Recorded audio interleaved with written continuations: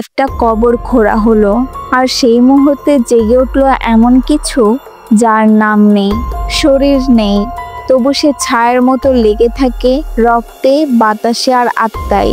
তান্ত্রিকরা দেখে আতঙ্ক, ভূমিবিদরা দেখে বিপদ, আর আমরা দেখি মৃত্যুর থেকেও ভয়ঙ্কর কিছু, এক্সহিউমা, যেখানে কবর মানে শেষ নয়, আর ওটাই শুরু এক অভিশপ্ত জেগে ওঠার। আর দেরি না করে মুভির আসল কাহিনীতে যাওয়া যাক।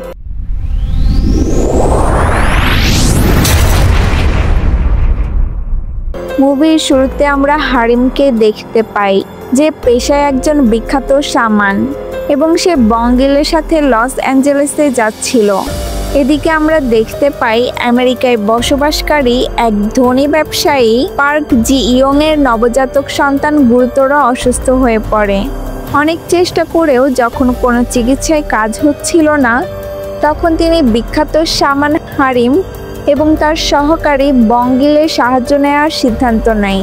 শামানরা হলেন এমন ব্যক্তি যারা মানুষের জগতে থেকে আত্মাদের জগতের সঙ্গে সংযুক্ত থাকেন। হারিম ও বঙ্গিল খুব শীঘ্রই বুঝতে পারে যে পার্কের পরিবারের চারপাশে কিছু অশুভ শক্তি অর্থাৎ আত্মার প্রভাব রয়েছে, যা তাদের জীবনকে নরক বানিয়ে তুলেছে। সেই আত্মা আর কেউ নয়, বরং পার্কের প্রপিতামহর আত্মা, অর্থাৎ তার দাদার বাবার, যিনি প্রায় 100 বছর আগে মারা গিয়েছিলেন, যার কারণে পরিবারের জন্ম নেওয়া প্রত্যেকটি বড় ছেলে কোনো না কোনো জটিল অসুখে আক্রান্ত হয়। এই পরিবার বহু বছর আগে কোরিয়া ছেড়ে আমেরিকায় চলে গেলেও পার্কের দাদার সমাধি এখনো কোরিয়াতে রয়েছে। এই অভিশাপ থেকে মুক্তি পাওয়ার একমাত্র উপায় হলো এক্সহিউমেশন। এক্সহিউমেশন এমন একটি প্রক্রিয়া যেখানে কবর থেকে মৃতদেহ তুলে স্থান পরিবর্তন করা হয়। পার্ক এতে রাজি হয়ে যায়। হারিম তার বাকি সঙ্গীদেরও এ ব্যাপারে জানায়। সে দলে কিম নামক একজনও রয়েছেন, যিনি ইয়ং এর সাথে মিলে প্রায় কবর খনন ও স্থানান্তরের কাজ করেন। তখন আমরা দেখি হারিম কিমের সঙ্গে দেখা করতে আসে। সে তাকে পার্কের কেস সম্পর্কে জানায় এবং বলে যে পার্কের প্রপিতামহর কবর কোরিয়াতে দেওয়া হয়েছিল। এই কথা শুনে কিম তাকে সাহায্য করতে রাজি হয়ে যায়। অন্যদিকে পার্কের মা এ কাজে আপত্তি জানায়, কারণ তিনি কবর খননের বিষয়টিকে ঠিক মনে করছেন না। কিন্তু পার্ক এই সমস্যার দ্রুত সমাধান চায় বলেই সে কোরিয়ায় পৌঁছায়। এরপর আমরা দেখি পার্ক কিম এবং বাকিদের নিয়ে সেই কবরস্থানে যায়, যা একটি পাহাড়ি এলাকায় এবং উত্তর কোরিয়ার সীমান্তের কাছাকাছি অবস্থিত। তারা কবরের চারপাশে কিছু শিয়ালও দেখতে পায়। এই জায়গাটি দেখে কিম অবাক হয়ে যায়, কারণ পার্কের পরিবার এত ধনী হওয়া সত্ত্বেও কবরটি খুব সাধারণভাবে বানানো হয়েছে। এমনকি কবরের পাথরে কোনো নামও নেই, কেবল কিছু নাম্বার লেখা আছে। একটি কবরের পাশে শিয়াল থাকা এবং কবরটিতে কোনো নাম না থাকা তার মতে খুব অশুভ লক্ষণ। এসব দেখে কিম মোটেও খুশি হয়নি। পার্কের সঙ্গে কথা বলার পর কিম জানতে পারে যে পার্কের দাদার বাবা দেশের জন্য অনেক কিছু করেছিলেন এবং একজন বৌদ্ধ সন্ন্যাসী তাকে এই কবরস্থানের জায়গা সম্পর্কে জানিয়েছিলেন। সেখানকার পরিবেশে কিছুক্ষণ থাকার পর কিমের মনে হয় এই কবর নিয়ে কিছু একটা গন্ডগোল আছে।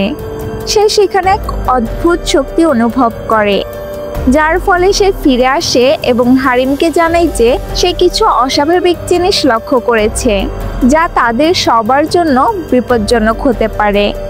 তাই সে এই কাজটি করার জন্য সবাইকে বাধা দেয়।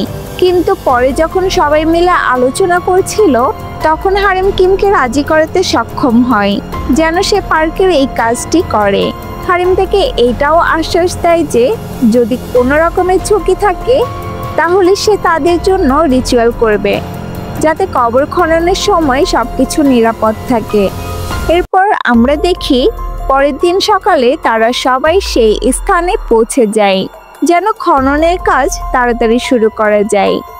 এরপর হারিম এবং বঙ্গিল মিলে একটি রিচুয়াল করে, যেখানে তারা 5টি শূকর বলি দেয়।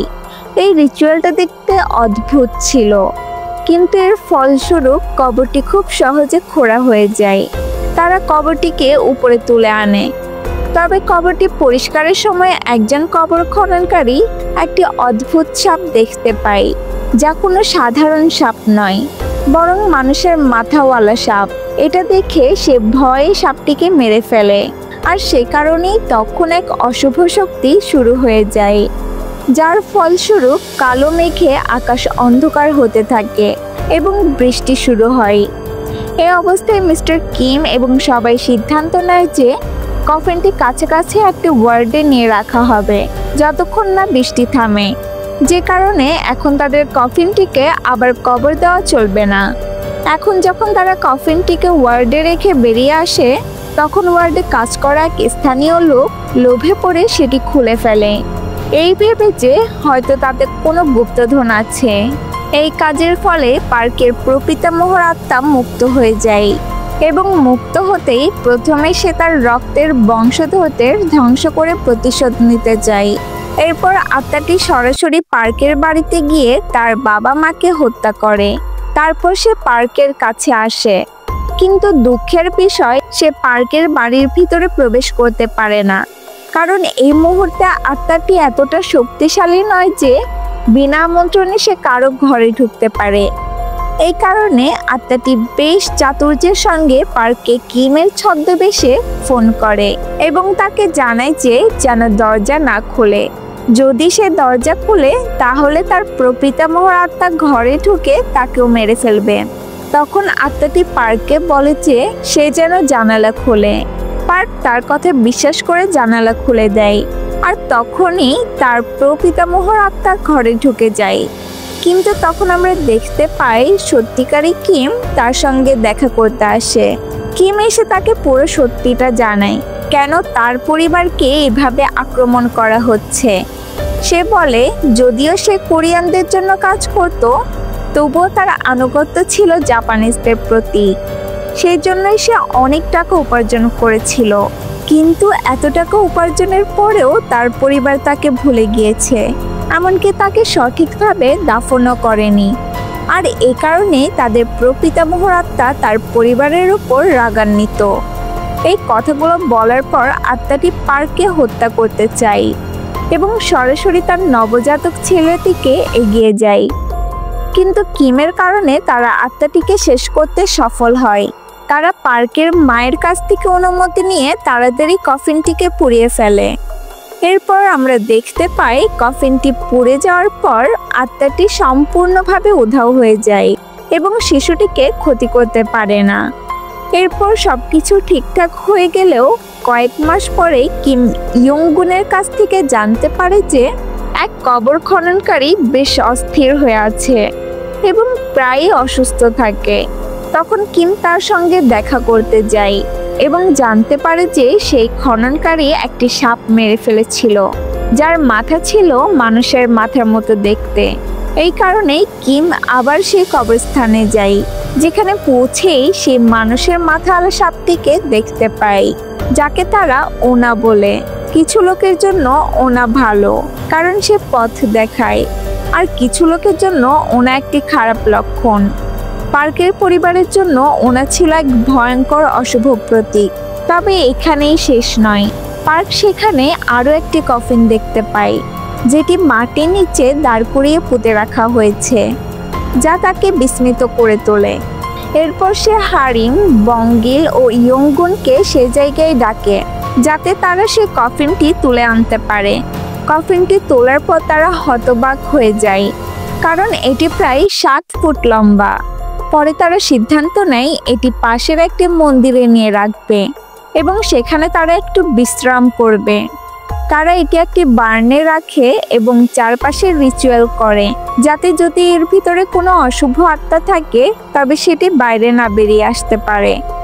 এরপর তারা জানতে পারে যে ওই বৌদ্ধ সন্ন্যাসী যিনি পার্কের দাদাকে কবরস্থানের জায়গা সম্পর্কে বলেছিলেন, তিনি আসলে কোরিয়ান ছিলেন না, বরং তিনি ছিলেন একজন জাপানিজ, যার নাম ছিল কিচুনে। সেই রাতে বঙ্গিল দেখে যে একটি দানব একটি শকুরকে নির্মমভাবে হত্যা করছে। হারিমও সেখানে পৌঁছায় এবং দুজনেই দেখতে পায় যে সেই কফিন যার চারপাশে তারা রিচুয়াল করেছিল সেটি ভেঙে গিয়েছে এবং তার ভিতর থেকে কিছু একটা বেরিয়ে গিয়েছে। তৎক্ষণাৎ সেই দানব হারিম এবং বঙ্গিলকে আক্রমণ করে। দানবটি ছিল এক সামুরাই গাউল। সে বঙ্গিলকে গুরুতরভাবে আহত করে, কিন্তু হারিমকে খুব বেশি ক্ষতি করতে পারে না। আর তখন সেই গাউলটি বুঝতে পারে যে ভোর হয়ে আসছে, ফলে সে আগুনের একটি গোলের রূপ নিয়ে পাহাড়ের দিকে উড়ে চলে যায়। এরপর হারিম এবং মিস্টার কিম সেই গাউল অর্থাৎ দানব সম্পর্কে আরও তথ্য বের করার জন্য তদন্ত শুরু করে। অন্যদিকে মিস্টার কিম আবার সেই কবরস্থানে যায় এবং কবর খুঁড়তে খুঁড়তে দেখতে পায় যে সেই সামুরাই গাউল পার্কের দাদার কবরস্থানে ফিরে এসেছে।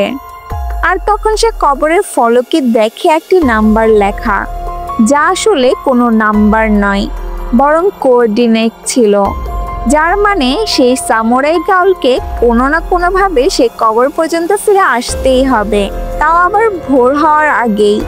এছাড়া তারা জানতে পারে যে সেই গাউল কবরের আশেপাশে থাকা কোনো এক জিনিস পাহারা দিচ্ছিল।